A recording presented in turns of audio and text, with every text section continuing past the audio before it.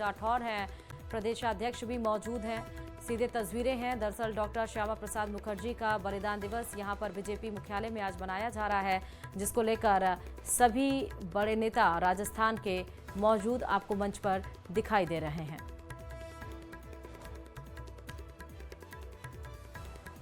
तो राष्ट्रगान अभी चल रहा है। देखिए, डिप्टी सीएम दिया कुमारी, प्रेमचंद बैरवा मौजूद हैं, प्रदेश अध्यक्ष मदन राठौड़ आपको दिख रहे हैं, मुख्यमंत्री भजनलाल शर्मा दिख रहे हैं, कर्नल राज्यवर्धन राठौड़ यहां पर दिख रहे हैं। बीजेपी मुख्यालय में आज डॉक्टर श्यामा प्रसाद मुखर्जी के बलिदान दिवस को मनाया जा रहा है और इसी के लिए ये सभी बड़े नेता आज यहां पर मंच पर आज शिरकत हुए हैं। बीजेपी मुख्यालय से पीछे देखिए बाल मुकुंद आचार्य भी, सभी बड़े नेता यहां पर, विधायक नजर आ रहे हैं, सांसद भी नजर आ रहे हैं। ये सीधे तस्वीरें हम आपको जयपुर से बीजेपी विधायक की, मतलब दरअसल बीजेपी मुख्यालय की दिखा रहे हैं, जहां आज डॉक्टर श्यामा प्रसाद मुखर्जी का जो बलिदान दिवस है वो मनाया जा रहा है।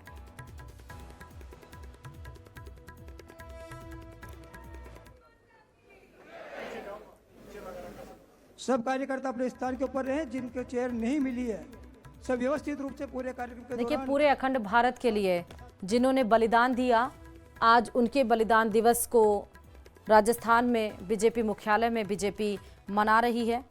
तो बातचीत न कीजिए कृपया। अखंड भारत के लिए आज ही श्यामा प्रसाद मुखर्जी ने बलिदान दिया था। माननीय मुख्यमंत्री जी के स्वागत के लिए पंडित श्यामा प्रसाद मुखर्जी बलिदान दिवस से जन्म दिवस तक चलने वाले कार्यक्रम और आपातकाल के कार्यक्रम के लिए प्रदेश की तरफ से प्रभारी बनाए गए आदरणीय नाहर सिंह जी जोधा, जो कि प्रदेश के उपाध्यक्ष भी हैं, उनसे आग्रह करूंगा कि दुपट्टा पहनकर माननीय मुख्यमंत्री जी का स्वागत अभिनंदन करें। आदरणीय नाहर स्वागत का भी ये जो कार्यक्रम है वो चल रहा है। इससे पहले आपको ये भी बता दें कि 1953 में डॉक्टर श्यामा प्रसाद मुखर्जी ने अखंड भारत के लिए बलिदान दिया था। स्वतंत्र भारत में कैबिनेट मंत्री के रूप में उन्होंने देश को अपने विजनरी नेतृत्व में लाभान्वित किया। देश की औद्योगिक नीति तय करने में उनकी बड़ी भूमिका रही, बड़ी भूमिका उन्होंने निभाया। श्यामा प्रसाद मुखर्जी ने आजादी के तत्काल बाद राष्ट्रीय एकता और अखंडता के साथ किए जा रहे खिलवाड़ को देखते हुए भी इस्तीफा दिया था। भारतीय जनसंघ के पहले अध्यक्ष के रूप में देश में एक नई राजनीतिक शुरुआत को आगे उन्होंने बढ़ाया था। प्रसाद मुखर्जी मैं समझता हूं जिन्होंने भारत की राजनीति के अंदर और तत्कालीन सरकार ने साल 1952 प्रथम आम चुनाव के बाद देश के संविधान में धारा 370 को टाल करके राष्ट्रीय एकता को चुनौती भी दी थी और उसके साथ ही कश्मीर में परमिट सिस्टम लागू उन्होंने किया। सरकार के लोगों ने ही देश की सुरक्षा के साथ राष्ट्रीय एकता और अखंडता को चुनौती देने का काम किया और इस पर डॉक्टर श्यामा प्रसाद मुखर्जी ने एक देश में एक प्रधान, एक विधान और एक निशान का उद्घोष करते हुए कश्मीर में प्रवेश किया था। इस दौरान उन्हें गिरफ्तार भी कर लिया गया था।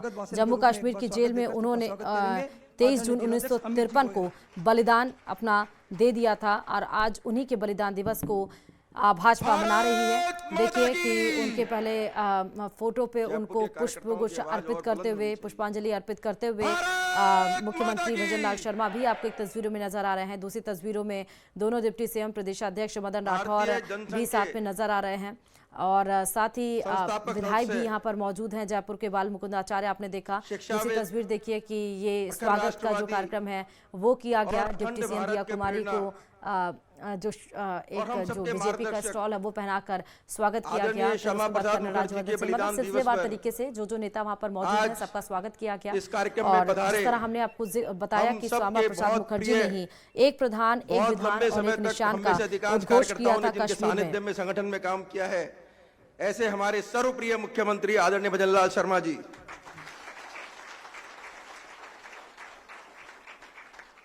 जिस तरह से एक पिता अपने परिवार में सबका ध्यान रखता है, उसी तरह से जयपुर के, राजस्थान के सभी जिलों के संगठनों का एक पालन पोषण करने वाले मानिए या मार्गदर्शक मानिए, ध्यान रखने वाले हमारे सर्वप्रिय सरल हृदय प्रदेश अध्यक्ष आदरणीय मदन राठौड़ जी, हमारे जयपुर के विद्याधर विधायक और हम सबकी प्रिय राजकुमारी दिया जी, जो हमारी उप मुख्यमंत्री जी भी हैं, हमारे दूसरे उप मुख्यमंत्री भाई प्रेम बैरवा जी, बहुत लंबे समय तक प्रदेश में जिन्होंने कार्यकर्ताओं का नेतृत्व किया है, ऐसे हमारे बड़े भाई अरुण चतुर्वेदी जी, अशोक परनामी जी और राजस्थान सरकार के कैबिनेट मंत्री राज्यवर्धन सिंह जी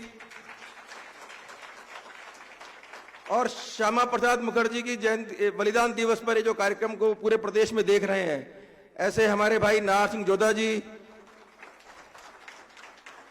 मंच पर पीछे की ओर विराजे हैं और जिनकी विधानसभा में ये भाजपा का कार्यालय भी है और हमारी सारे प्रमुख संस्थान भी हैं, ऐसे भाई गोपाल शर्मा जी, हमारे विधायक बाल गंगाधराचार्य जी, भाई कैलाश वर्मा जी, भाई रवि नैयर जी, चंद्र मोहन बटवाड़ा जी, हमारी जयपुर के ग्रेटर की महापौर बहन सौम्या गुजर जी, हमारे भाई शैलेंद्र भार्गव जी, संजय जैन जी और यहाँ सब सामने की ओर बैठे मेरे भाइयों और बहनों, जिनकी ताकत आज देखो आप कितनी जोर शोर से आप लोग पीछे खड़े हो, आप सबका मैं इस कार्यक्रम में बहुत बहुत अभिनंदन करता हूं, स्वागत करता हूं। मित्रों, भारतीय जनसंघ के संस्थापक श्यामा प्रसाद मुखर्जी जिन्होंने कश्मीर के भारत में पूर्ण विलय को लेकर एक बहुत बड़ा आंदोलन चलाया और जिन्होंने कहा कि एक देश में दो विधान, दो प्रधान और दो निशान नहीं रहेंगे और अपनी इसी पूरे देश को अखंड करने की भावना के साथ जिन्होंने अपने प्राणों का त्याग कर दिया, ऐसे महापुरुष के आज बलिदान दिवस पर हम सबका सौभाग्य है कि हमारे बीच राजस्थान के यशस्वी मुख्यमंत्री आदरणीय भजनलाल शर्मा है, जो हम सबको उनके जीवन के बारे में और क्या क्या हमको उनसे प्रेरणा लेना चाहिए इसके बारे में हम सबका मार्गदर्शन करेंगे। मैं बहुत लंबी चौड़ी बात नहीं कहूंगा, लेकिन एक नारा आपसे जरूर लगवाऊंगा। मैं समझता हूं ये नारा श्यामा प्रसाद मुखर्जी के सम्मान में बहुत आवश्यक है। हमने बहुत सालों तक लगाया है और इस सपने को हमारे देश के आदरणीय प्रधानमंत्री श्री मोदी जी ने 370 हटाकर पूरा भी किया है। एक जोरदार तालियां प्रधानमंत्री जी के लिए भी होनी चाहिए। जहां हुए बलिदान मुखर्जी, जो कश्मीर हमारा है, जहां हुए बलिदान मुखर्जी, जो कश्मीर हमारा है। बहुत बहुत धन्यवाद, बहुत बहुत धन्यवाद। जिला अध्यक्ष जी के उद्बोधन के बाद आदरणीय प्रदेश अध्यक्ष जी श्यामा प्रसाद मुखर्जी के जीवन पर हमारे को अपना मार्गदर्शन देंगे। हम सबका सौभाग्य ये है कि और सीधे अब आपको जयपुर से मुंबई लेकर चलते हैं। लाइव तस्वीरें दिखा रहे हैं। प्राक्कलन समितियों का राष्ट्रीय सम्मेलन है। लोकसभा अध्यक्ष ओम बिरला ने उनका उद्घाटन किया। महाराष्ट्र के सीएम देवेंद्र फडणवीस मौजूद हैं। क्या कुछ बोलना है ओम बिरला, सीधे सुनाते हैं। जवाबदेही शासन तंत्र को स्थापित कर सके। मैं पुनः यहाँ के विधानसभा के अध्यक्ष जी और राज्य के मुख्यमंत्री को धन्यवाद दूंगा, जिन्होंने इस सम्मेलन को बम्बई की आर्थिक राजधानी में आयोजित किया। ये आर्थिक राजधानी देश के अंदर निश्चित रूप से वित्तीय अनुशासन को लाने, प्रहरी के रूप में लाने में एक महत्वपूर्ण और सार्थक योगदान देगी। आप सबको बहुत बहुत धन्यवाद।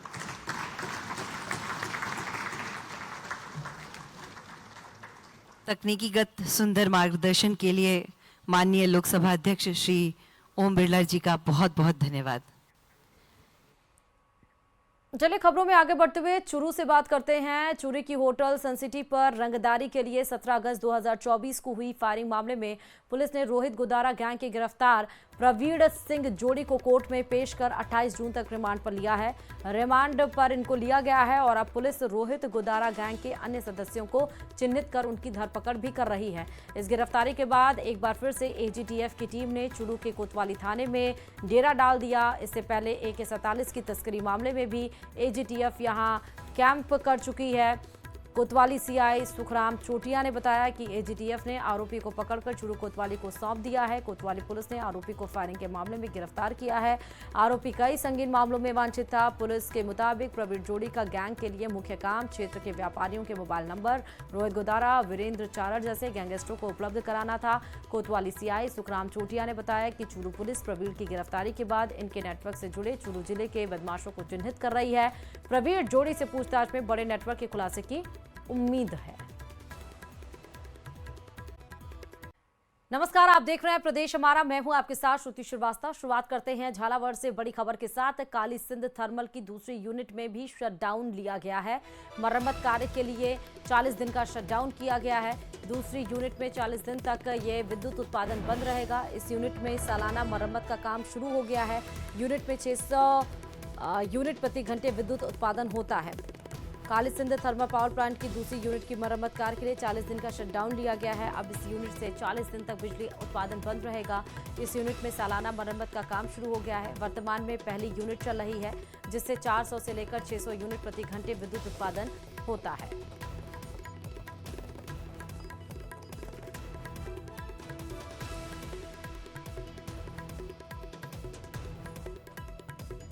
तो एक जो थर्मल पावर प्लांट की जो यूनिट है वो चल रही है, दूसरी यूनिट को बंद कर दिया गया है 40 दिनों के लिए।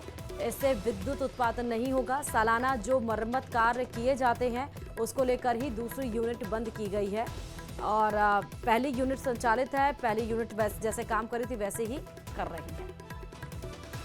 धौलपुर से बड़ी खबर है। नाले पर अतिक्रमण से लोगों में आक्रोश देखने को मिला। गुस्साए लोगों ने एसडीएम को ज्ञापन सौंपा है। नाले से अतिक्रमण हटाने की मांग की जा रही है। अतिक्रमण से प्रभावित पानी की निकासी प्रभावित हो रही है। सैपाऊ क्षेत्र के सरौली गांव का ये पूरा मामला है। लोगों ने ये कहा कि गांव में कुछ लोगों की ओर से नाले पर अतिक्रमण कर लिया गया है। घरों से निकलने वाला दूषित पानी और बारिश का पानी की निकासी इससे प्रभावित हो रही है। आम रास्ते पर जल भराव की स्थिति भी होने लगी है, जिससे लोगों को आने जाने में दिक्कतों का सामना करना पड़ रहा है। अभी मानसून की पहली ही बारिश में हालात बदतर हो गए हैं। अगर नाले पर किए गए अतिक्रमण को नहीं हटाया गया तो पानी की निकासी नहीं हो पाएगी। हमारे गांव सरौली के शुरुआत में जो रास्ता है, आम रास्ता, उसमें असामाजिक तत्वों का अतिक्रमण कर लिया गया है, जिससे आम लोगों को निकलने में परेशानी आ रही है। बच्चा पढ़ने जा रहे हैं, रोजाना खुद वो स्लिप हो रहे हैं, बच्चे नहीं निकल पा रहे हैं। इसलिए हमारी प्रशासन से गुहार है कि उस समस्या का समाधान दिया जाए। कि हमारे गांव में जो मेन रास्ता है उसमें पानी भरा हुआ है, तो जिससे ग्रामवासियों को निकलने में बहुत दिक्कत पैदा हो रही है। चलिए बात बूंदी से बड़ी खबर की करते हैं। जिला अस्पताल में अंधविश्वास का खेल देखने को मिला। 2 साल बाद बच्चे की आत्मा लेने के लिए परिजन पहुंच चुके हैं। सांप के काटने से बच्चे की दरअसल मौत हुई थी। अस्पताल में इलाज के दरमियान उस बच्चे ने दम तोड़ दिया था। जिला अस्पताल के मातृ एवं शिशु चिकित्सा इकाई के बाहर अंधविश्वास का खेल देखने को मिला। 2 साल के बाद देखिए परिजन बच्चे की आत्मा लेने के लिए अस्पताल पहुंच चुके हैं। देखिए परिजनों का हाथ में माला लिए किस तरह से अस्पताल के बाहर यहाँ पर अंधविश्वास का ये पूरा खेल नजर आया है।